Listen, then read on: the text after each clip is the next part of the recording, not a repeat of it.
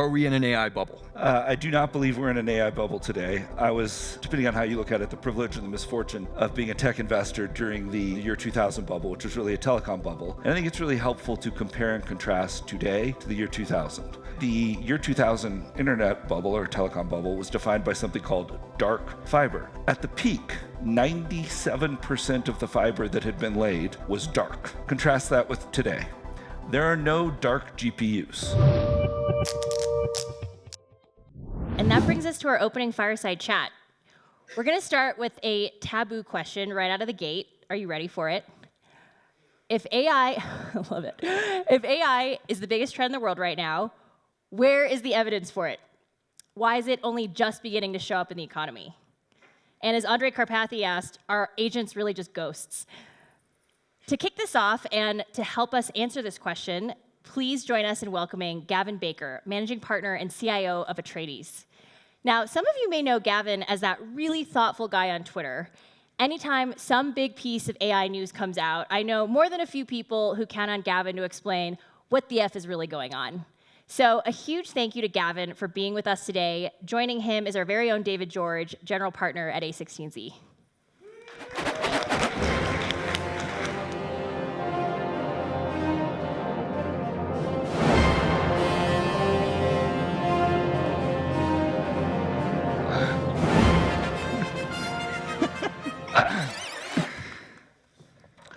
Who knows what that music was from?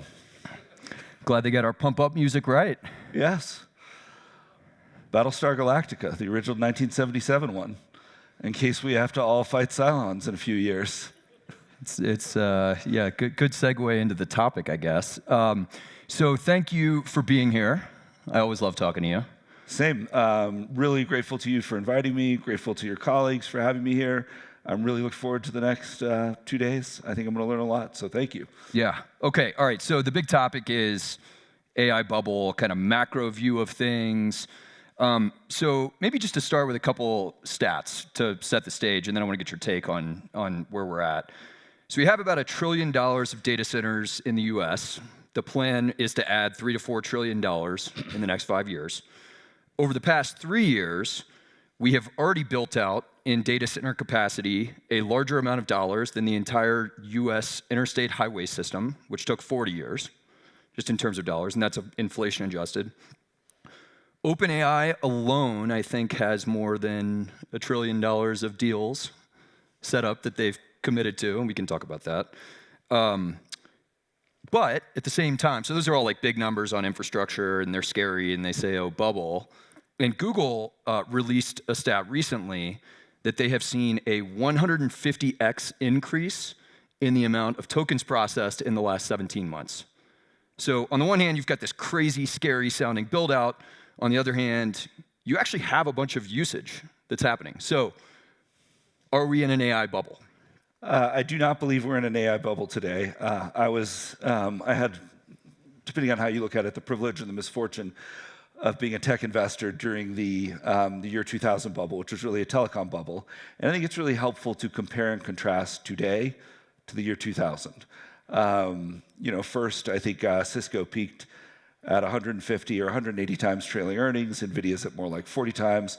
So valuations are very different. Most important, however, is that the year 2000 internet bubble or telecom bubble was defined by something called dark fiber. And if you're a veteran of the year 2000, you'll know what that was. But dark fiber was literally fiber that was laid down in the ground and not lit up. Fiber is useless unless you have the optics and switches and routers that you need on either side. So I vividly remember, companies like Level 3 or Global Crossing or WorldCom would come in and they say, we laid 200,000 miles of dark fiber this quarter. This is so amazing. The internet's going to be so big. We can't wait to light these up. At the peak of the bubble, 97% of the fiber that had been laid in America was dark. Contrast that with today. There are no dark GPUs. All you have to do is read any technical paper, and one of the biggest problems in a training run is that GPUs are melting. And there's a very simple way to kind of cut to the heart of all of this. It is the return on invested capital of the biggest spenders on GPUs, who are all public. And those companies, since they ramped up CapEx, have seen, call it a 10-point increase in their ROICs. So thus far, the ROI on all this spending has been really positive. It's an interesting and open debate about whether or not it will continue to be positive with the quantum of spend we're going to have on Blackwell. I personally think it will. But there's no debate that thus far the ROI on AI has been really positive, and valuation-wise, we're just not in a bubble. I couldn't agree more. The other thing that I would say is you can contrast the actual adoption and usage of the technology from then, right?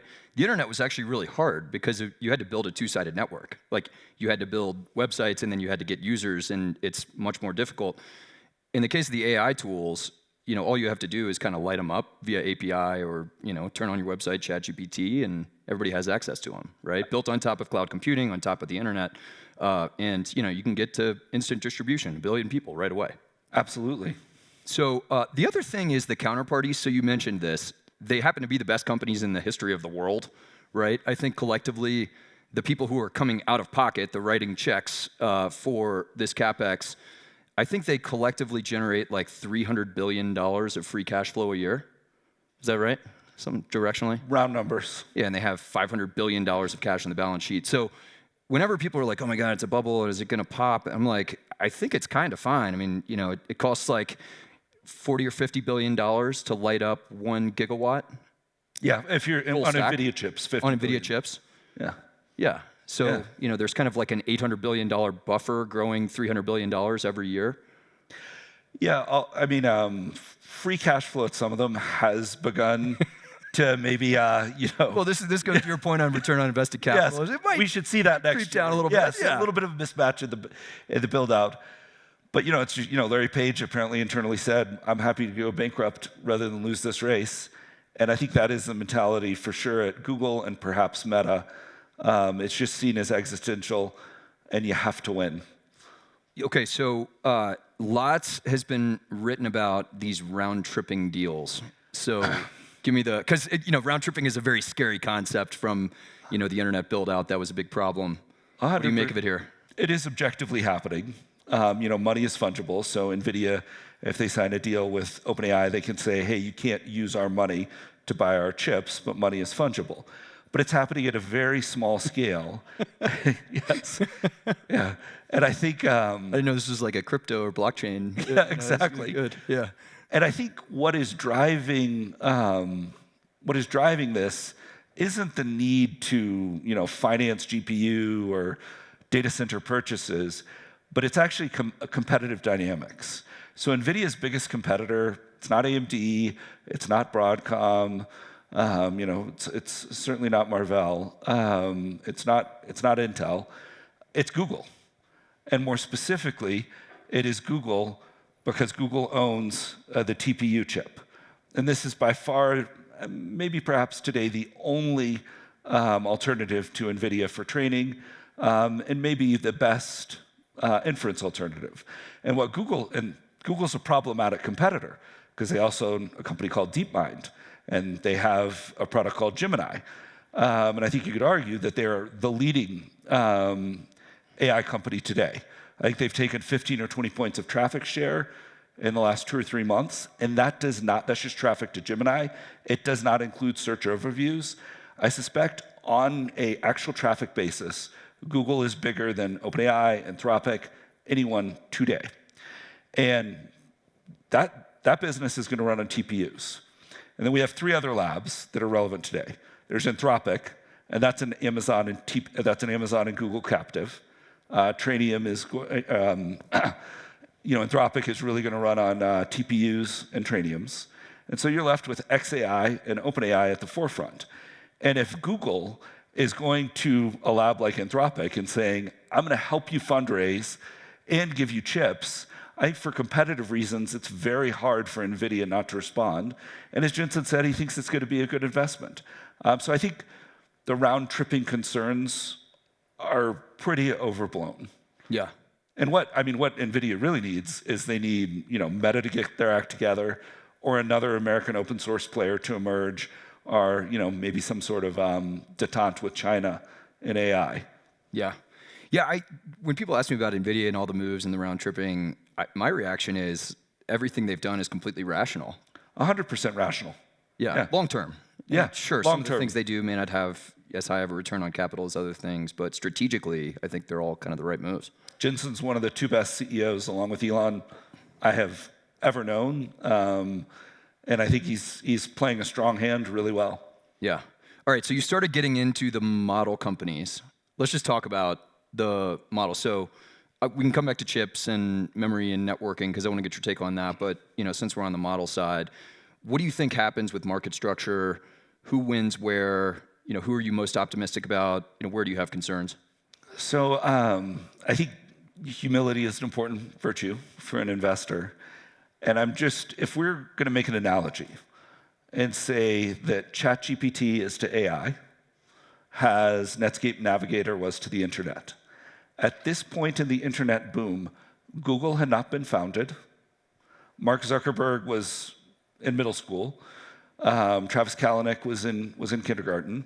So it's just very early. So I think it's important to be humble about making high confidence predictions at the application layer. It's one reason I think the infrastructure layer is often maybe a safe place to be at the beginning of one of these new technology waves. Well, actually talk about the role they play at the infrastructure layer, because there's a piece of them that, like, obviously they serve as an infrastructure layer powering other application providers, and then they also have their own application. So I think Absolutely. I would draw the distinction. Yeah, I mean, that's most true of Google. But I just, I think it's hard to have high conviction other than to observe, the internet was a very disruptive innovation. I think there's reasonable arguments that AI could be a sustaining innovation because the raw ingredients of kind of data, the capital to buy compute and distribution, which is what you need, all of the big, today's biggest tech companies have all of those in spades. So as long as they execute well, hire good people, and have a sound strategy, I think you could see it be a sustaining innovation for a lot of members of the Mag 7. On the other hand, I do think it's existential, and if you don't execute, IBM might be a good fate. Yeah, yeah. That's tough. Data distribution, compute, dollars, talent. Yeah, and they have every right to win. Yeah, they have every right to win, and it seems now more than before they're taking it quite seriously. Yeah, maybe Google in particular, but no. And obviously, Meta's making the dramatic moves they're making too. No, to me, ChatGPT was Pearl Harbor for Google, and we're going to see how they responded, and they're slowly starting to respond. Yeah, and then what do you think? What's your forecast for that sort of the platform piece of their business, the infrastructure piece? What do you think? How do you think it shakes out in terms of business model, market structure? So do you think they end up as high margin businesses like the clouds or aircraft manufacturers, or do you think they end up very competitive and low margin businesses like airlines? I don't think they'll be airlines, but anybody can just look at the P&L, of a SaaS company circa 2021 and 2022, and you see, 80-90% gross margins. And the nature of AI, because of scaling laws, Richard Sutton's the bitter listen, they're just more compute intensive, so their gross margins are structurally going to be lower. But that doesn't mean they can't be great businesses. I think it's going to be a long time before we see a truly kind of, an AI lab, a frontier lab with gross margins anywhere near SaaS or internet era margins. Now, their OpEx can be a lot lower, and maybe that's how you square it, but just the gross margins are fundamentally different, and until scaling laws change and the importance of test time compute and things like that change, which I don't see happening, they are going to be lower margin. Yeah. Okay, so let's talk about application layer. So you just kind of got into it a little bit with the SaaS businesses.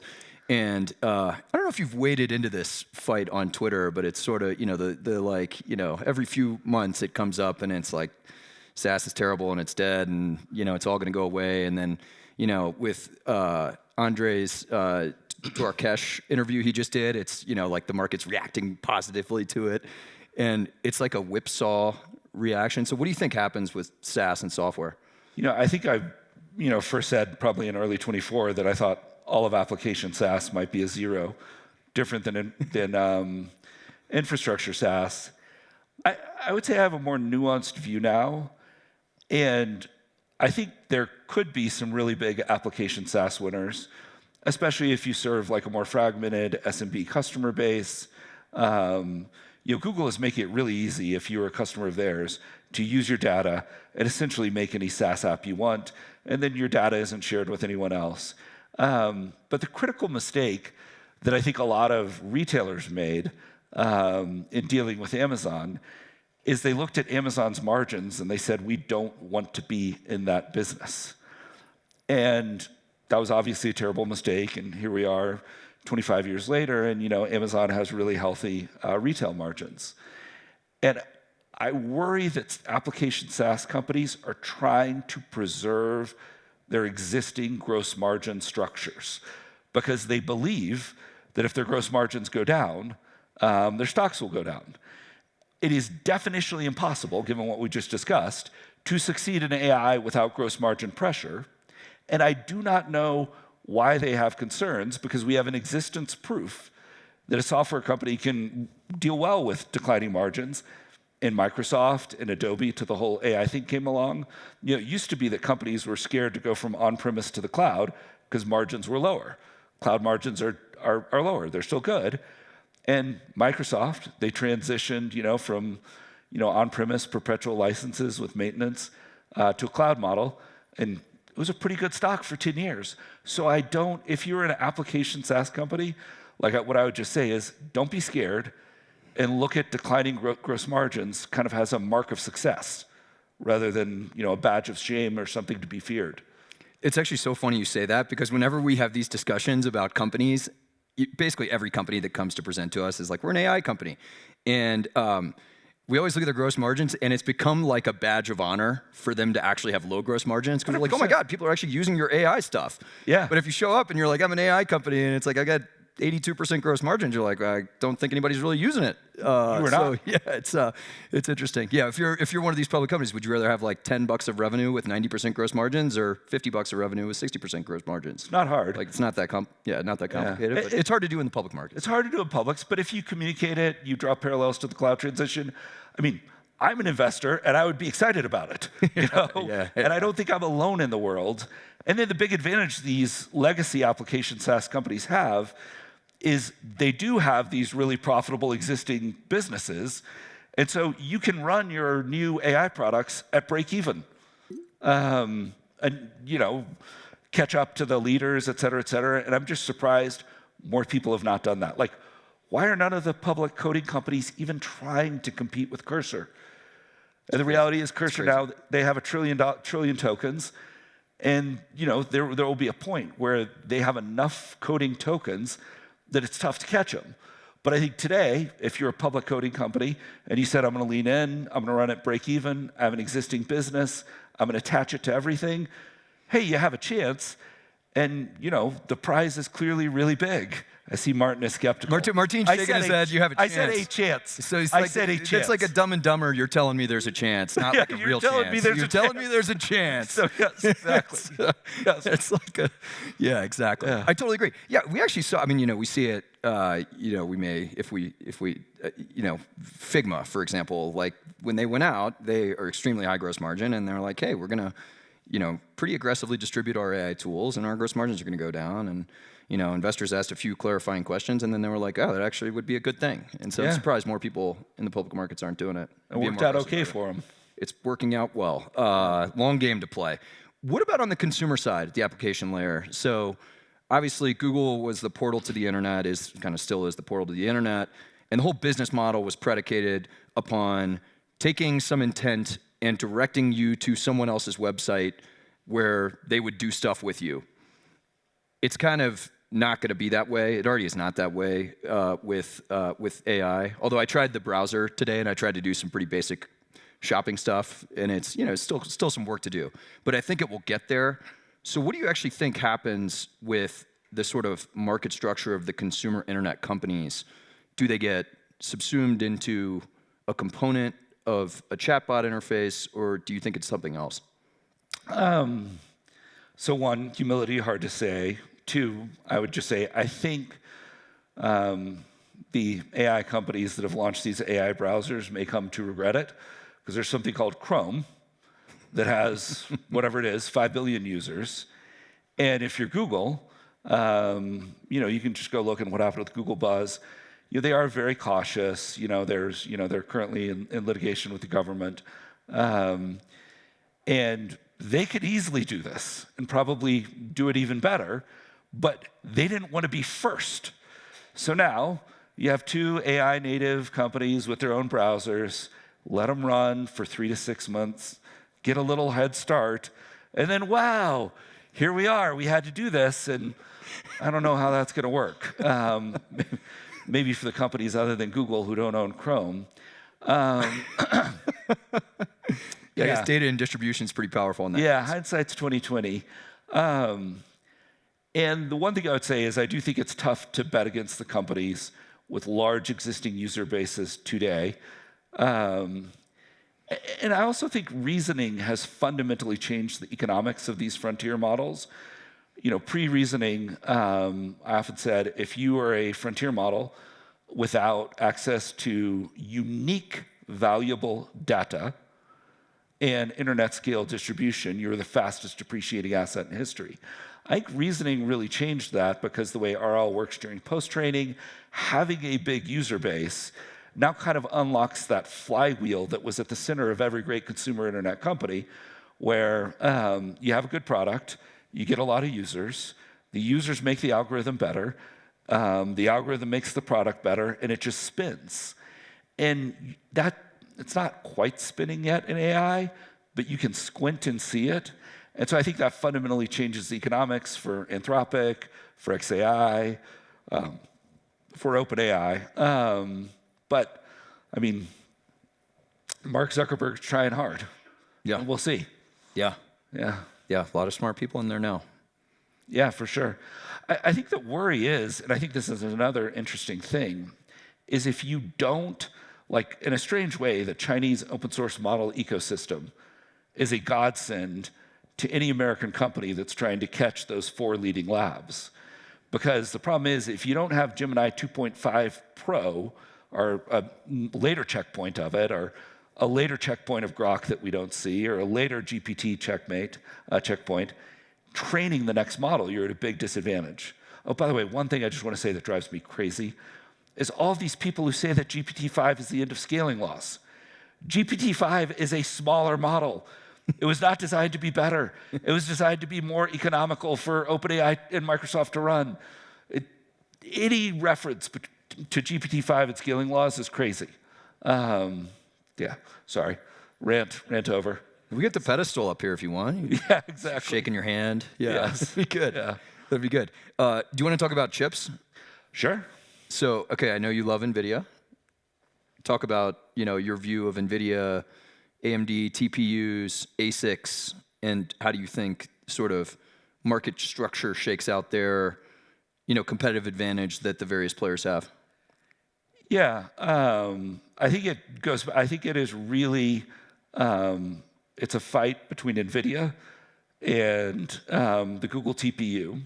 And then something that I don't think is broadly appreciated is the extent to which Broadcom and AMD are effectively going to market together. NVIDIA is no longer just a semiconductor company, as I'm sure you'll hear from Jensen tomorrow.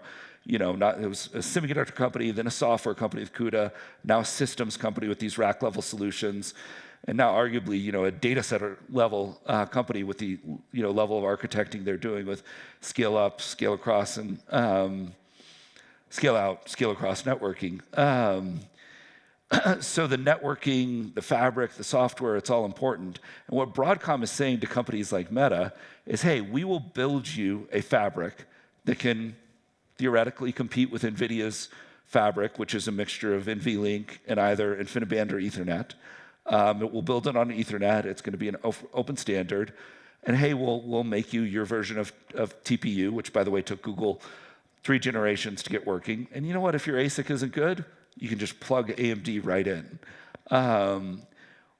But I personally believe most of those ASICs are going to fail, particularly if it's In the fullness of time, like over a period of time or in the fullness of time?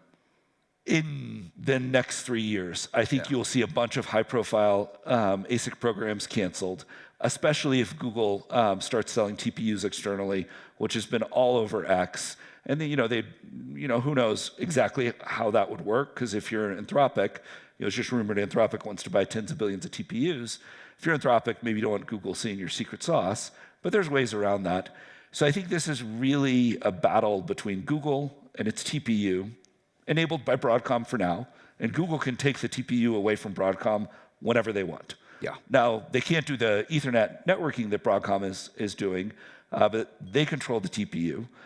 So it's really Google and the TPU versus Nvidia. With Amazon, like that's a very talented team, arguably the most talented silicon team at any hyperscaler, the Annapurna team. Like I think the Trainium 3 will probably be a much better chip than the Trainium 2. It took Google 3 generations to get the TPU right. And then AMD will always be kind of the second source, and you need a second source. All right, exciting. What do you think happens? Okay, so I want to go back to business models.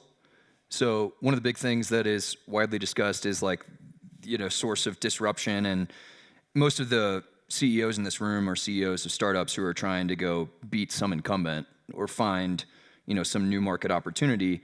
And the most ripe opportunities tend to come when you have a big platform shift that is also accompanied with a business model shift.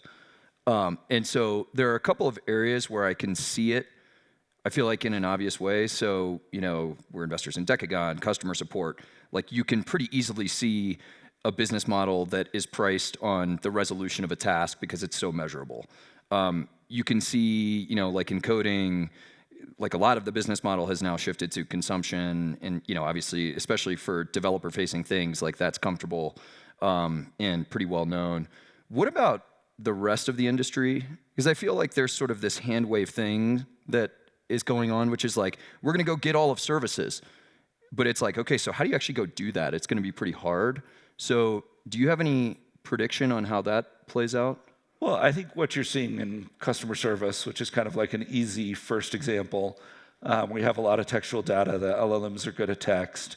You can kind of, probably really easily run some RL to make sure that they, get a good verified reward. Verified reward being a happy customer, or first call resolution, or whatever it is. But I do think you will see that played out. Like humans, we're fundamentally paid based on outcomes. And a lot of AI will be augmenting humans, but probably also replacing some humans.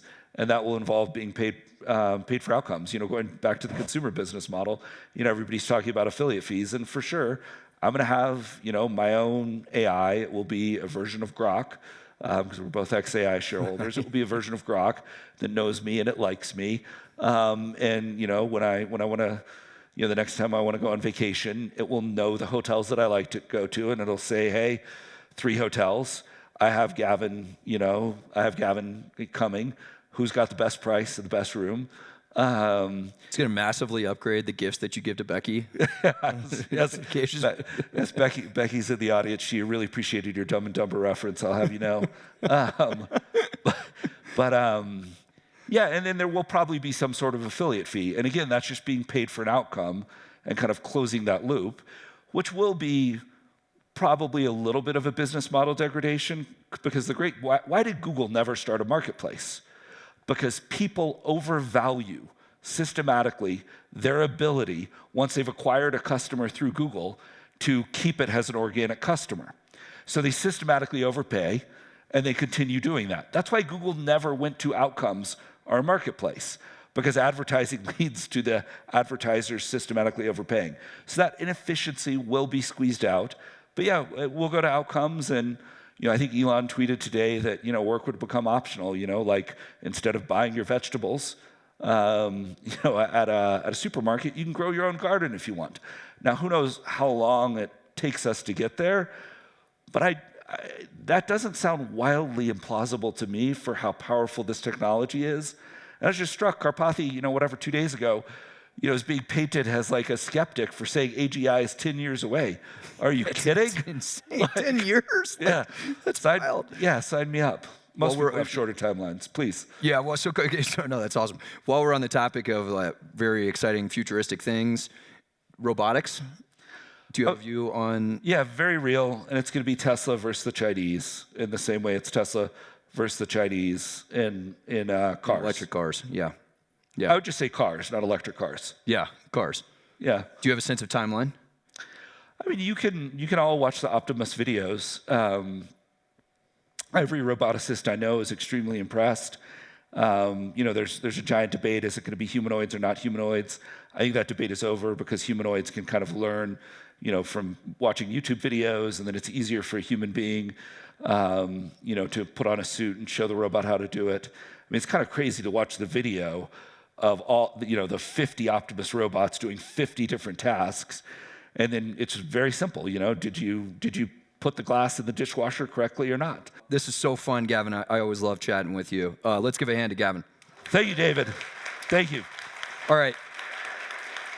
Next up, we have a very exciting panel on building out real-world infrastructure. But first, give us a few minutes. We got to do a quick stage change here. So thank you. Thanks, everybody. Thank you, man.